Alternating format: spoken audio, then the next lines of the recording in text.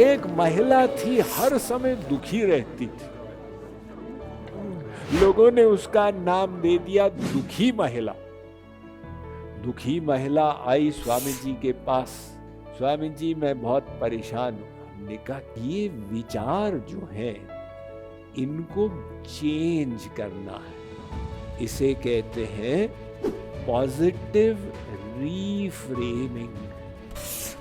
अब उसने ये सूत्र को अपनाया और धीरे धीरे लोगों ने देखा ये तो मुस्कुराती ही रहती। तो जो दुखी महिला नाम था वो बदल गया, वो सुखी महिला हो गई। अब ये अंतर लाने के लिए कौन सी बड़ी चीज करनी पड़ी?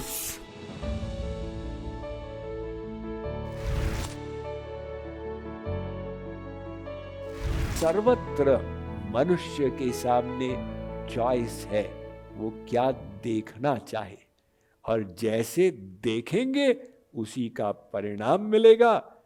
कहा गया दृष्टि बदलोगे तो सृष्टि बदल जाएगी। केवल देखने के ढंग को बदल दो, आपकी संसार की अनुभूति बदल जाएगी। एक महिला थी, हर समय दुखी रहती थी। लोगों ने उसका नाम दे दिया दुखी महिला। दुखी महिला आई स्वामी जी के पास। स्वामी जी, मैं बहुत परेशान हूं। हमने कहा क्या परेशानी है? उसने कहा स्वामी जी, मेरी 2 बेटियां हैं, दोनों का विवाह मैंने कराया।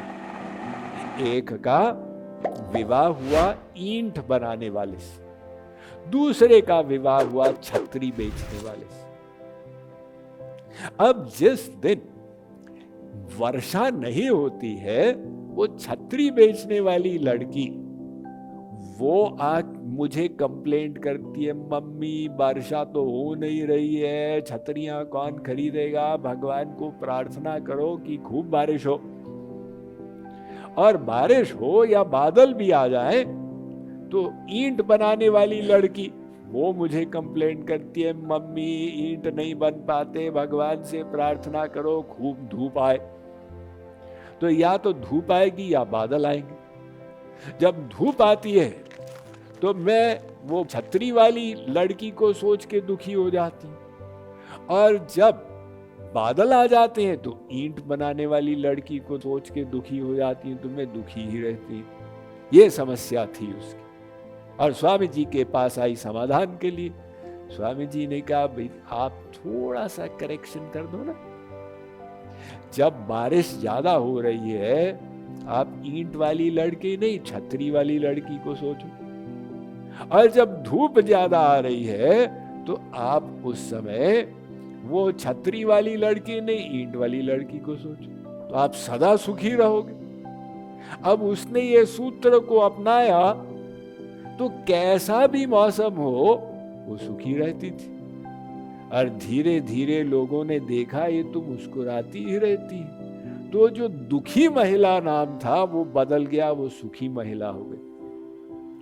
अब ये अंतर लाने के लिए कौन सी बड़ी चीज करनी पड़ी? उस महिला ने केवल अपने सोच को बदल दिया। तो ये विचार जो है इनको चेंज करना है। इसे कहते हैं पॉजिटिव रीफ्रेमिंग। आप सब परिस्थिति को चेंज नहीं कर सकते, सब कुछ आपके हाथ में है ही नहीं, लेकिन एक चीज अवश्य आपके हाथ में, आपके विचार।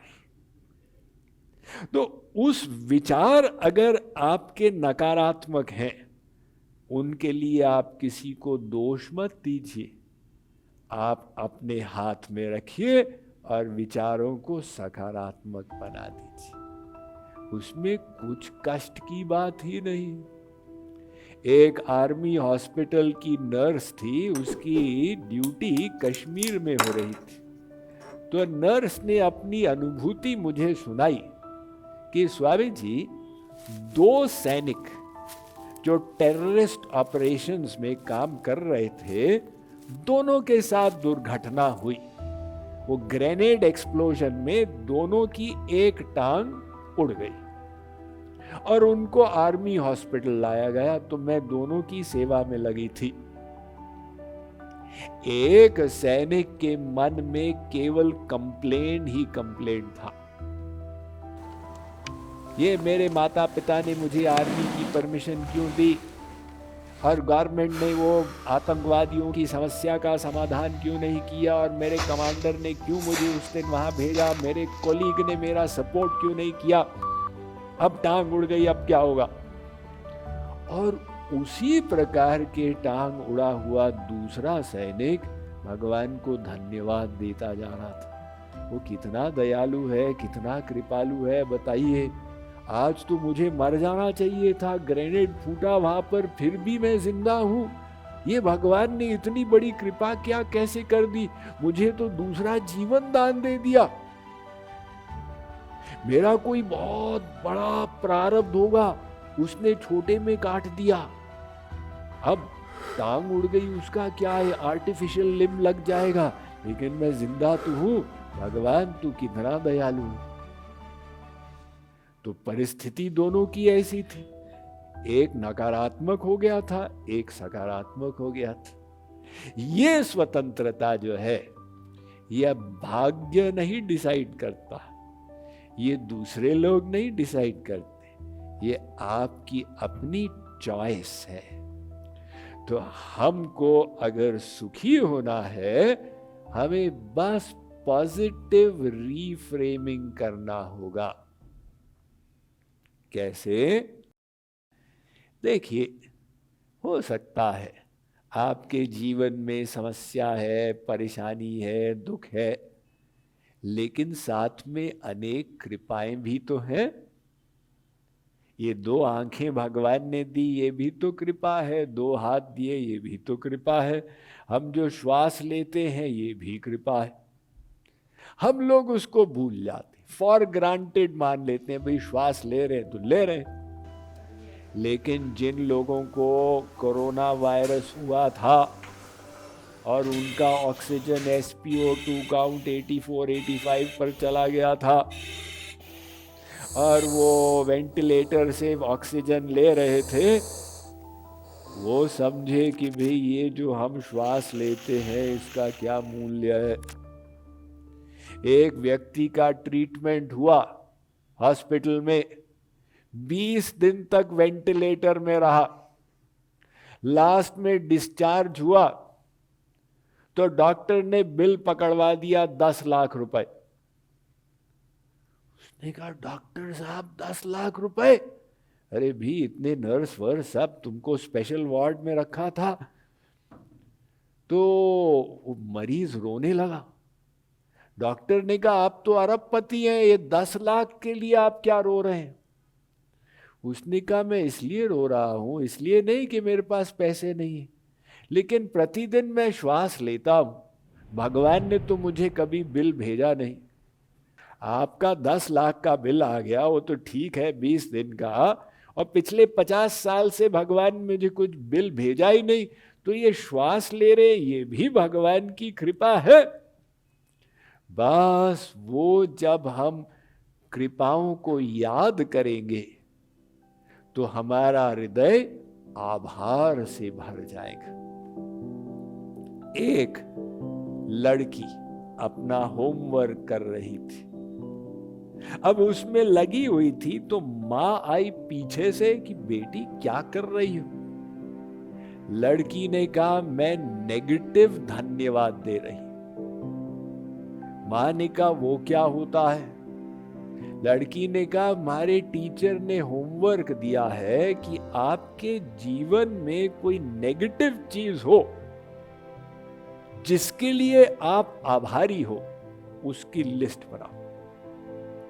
मां ने कहा, भी तुमने क्या लिखा है? लड़की ने लिखा, मैं आभारी हूं कि मेरा फाइनल एग्जाम आने वाला है 3 दिन के बाद, क्योंकि उसके बाद गर्मियों की छुट्टियां आएंगी। मैं आभारी हूं मुझे कड़वी दवाई लेनी पड़ रही है, क्योंकि इसका मतलब है मेरा स्वास्थ्य ठीक हो जाएगा। मां ने कहा, ये बहुत बढ़िया चीज है। तो वो गई, उसने वो भी अपनी लिस्ट बनाने लगी कि भाई ऐसा तो मैं भी कर सकती। तो माँ ने लिस्ट बनाई, मैं आभारी हूँ कि मुझे अपने परिवार के गंदगी को घर में साफ करना पड़ता है, क्योंकि इसका मतलब मेरा परिवार तो है। मैं आभारी हूँ कि मुझे गवर्नमेंट को टैक्स देनी पड़ती है, क्योंकि इसका मतलब मेरी सैलरी तो है, इत्यादि। कहने का अभिप्राय ये है कि किसी के लिए मजबूरी नहीं है, आपको नेगेटिव सोचना ही पड़ेगा। परिस्थिति वैसी ही है, आप क्या देखना चाहते हैं। अभाव देखना चाहेंगे तो जरूर देख सकते हैं, क्योंकि आप कितने भी बड़े हो, आपसे आगे अगला आदमी।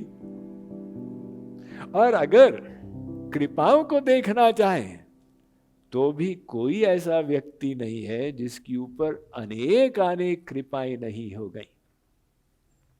तो ये मन में हम जैसे विचार रखेंगे, इससे सुख दुख की अनुभूति तो होगी, लेकिन अगर हम विचारों को अपने कंट्रोल में ले आएंगे तो विचारों में ऐसी शक्ति है, आप उनकी धार बना के और अपने आप को ही परिवर्तित कर सकते हैं।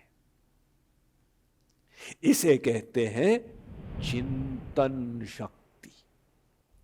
तो ये विचार शक्ति जो है, और वो विचार को उत्पन्न करने वाला हमारा मन।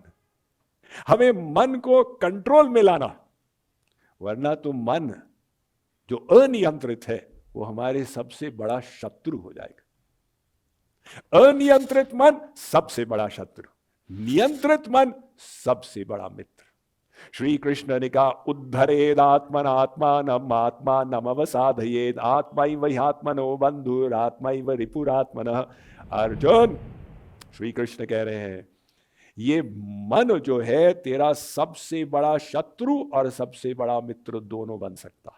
इसलिए मन की शक्ति से अपने को, अपनी आत्मा को का उत्थान करना है, न कि उसका पतन करें गलत गलत विचारों को मन में लाकर। Mind management, life transformation, power of thoughts आदि प्रेरणादायक एवं आध्यात्मिक वीडियोस के लिए सब्सक्राइब करें स्वामी मुकुंदानंद हिंदी यूट्यूब चैनल को और बेल आइकन को अवश्य दबाएं ताकि आपको ये वीडियोस मिले सबसे पहले।